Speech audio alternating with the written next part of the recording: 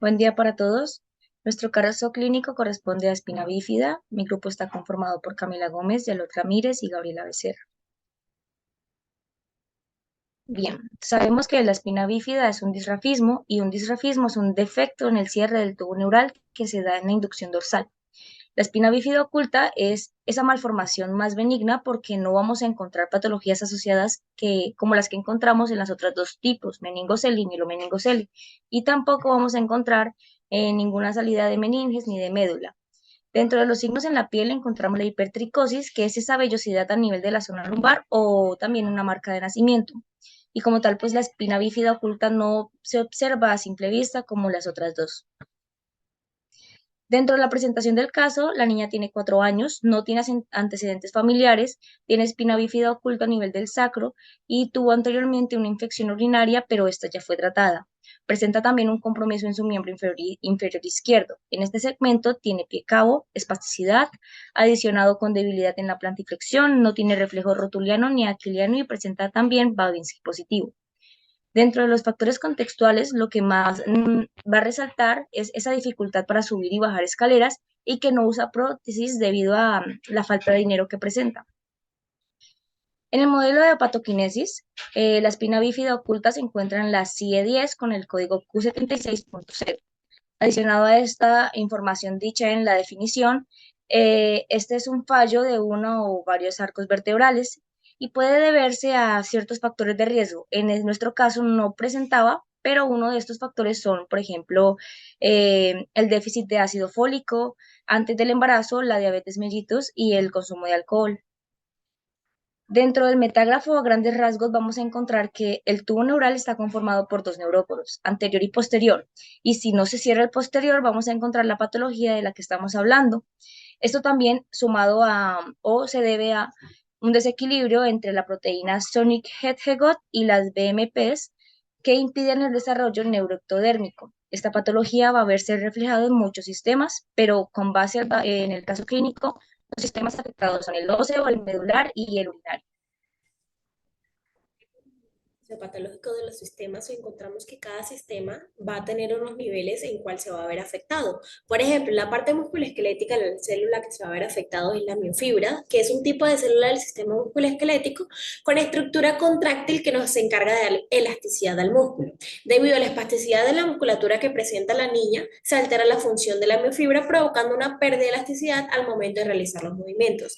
Esas miofibrillas se van a encontrar en un tejido, que es el tejido muscular, y el órgano que se va a ver afectado es la columna vertebral lumbosacra, ya que en este caso es quien se afecta por la aparición de la hipertricosis lumbar o ductus dérmico del sacro sin salida de ningún material, que es el caso que nos presenta la niña.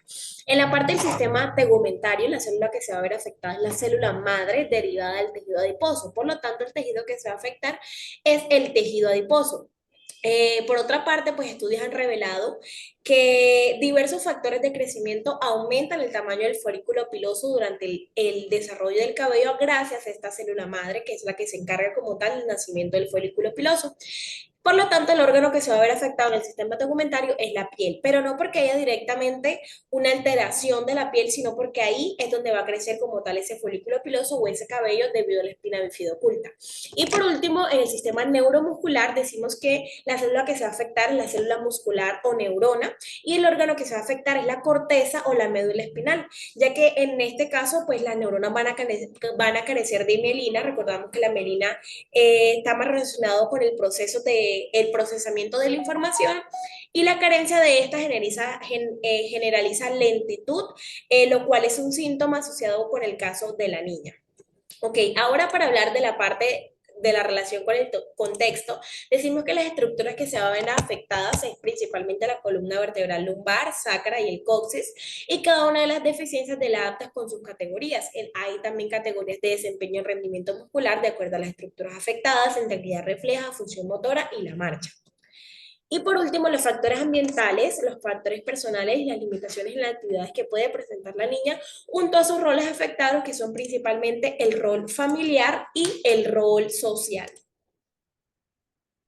Bueno, en resumen, lo que se estableció para la evaluación de test y medida en la niña fueron características antropométricas, se realizó la identificación de tecnologías de asistencia, también se evaluó equilibrio, comunidad, vida social y cívica, se tuvieron en cuenta pues sus factores ambientales.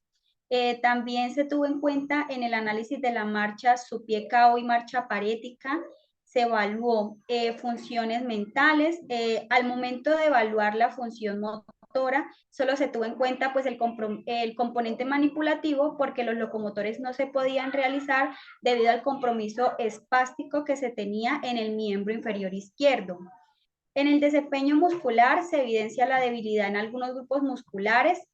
También se evaluó el desarrollo neuromotor y procesamiento sensorial. Se tuvo en cuenta la postura, el rango de movimiento y la integridad refleja. Y finalmente, en la integridad sensorial se evidencia que en la sensibilidad superficial la niña puede presentar hipoestesia y en la sensibilidad profunda ella no percibe los cambios posicionales del grupo muscular paralizado. Bueno, ahora en el diagnóstico fisioterapéutico, según APTA, en el dominio primario fue neuromuscular con el patrón H, puesto que este indica deficiencias asociadas a desórdenes no progresivos de la médula.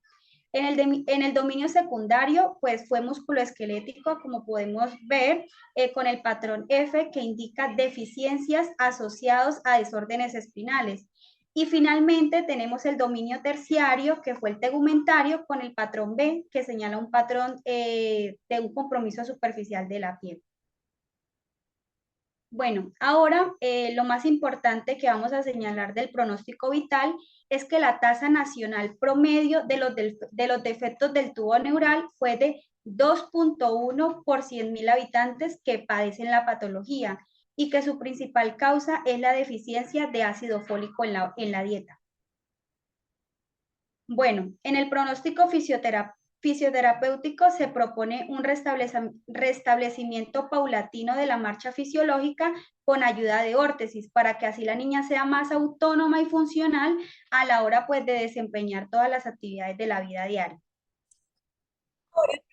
Intervención fisioterapéutica lo plasmamos a corto, a mediano y a largo plazo. Para empezar hablando de la intervención a corto plazo, lo principal que debemos saber es identificar la órtesis adecuada para la necesidad del niño, teniendo en cuenta que lo que buscamos es promover la abducción de las caderas con este tipo de órtesis que presentamos a continuación.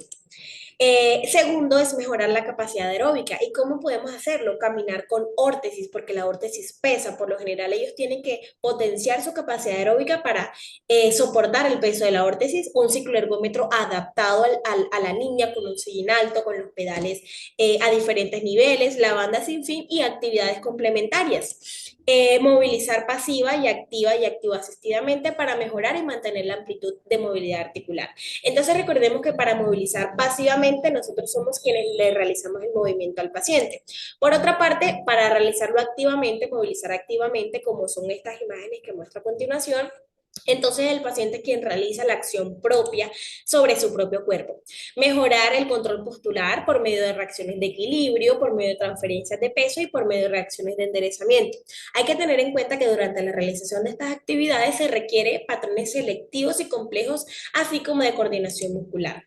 Reeducar a los padres sobre cómo estimular al niño desde casa por medio de actividades de alcance, por medio de apoyos en miembros inferiores y saber cuáles son los puntos de presión que nos ocasionan la férula en cuanto a la cintura pélvica, rodilla, el cuello de pie para evitar las úlceras por presión.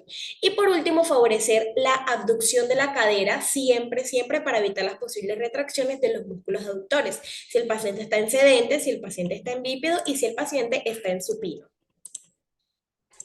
En la intervención a mediano plazo encontramos las estrategias de desensibilización y reducción sensitiva y el fortalecer los gastrocnemios, el peroneo largo y el corto. También encontramos estirar cuádriceps, pero para la reeducación en la marcha vamos a potenciar los cuádriceps. De igual manera vamos a fortalecer isquiotibiales, pero para la reeducación en la marcha vamos a estirar estos mismos.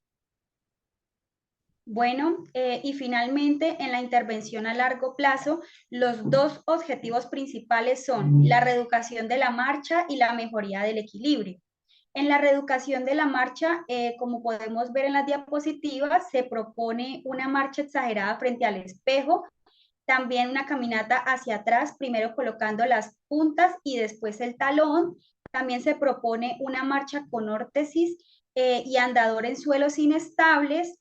Y por último, se busca incentivar al niño en la movilización de el cuello de pie para la mejoría de la marcha, pero en un pedaleo didáctico, es decir, que se haga en un triciclo. Y por último, tenemos los ejercicios de propiocepción, ya sea que se hagan con estabilidad monopodal, como podemos ver en el primer video, que se realice también estabilidad unipodal y que finalmente agarres en estabilidad estática, ya sea con ojos abiertos o cerrados, que esto mejorará su equilibrio.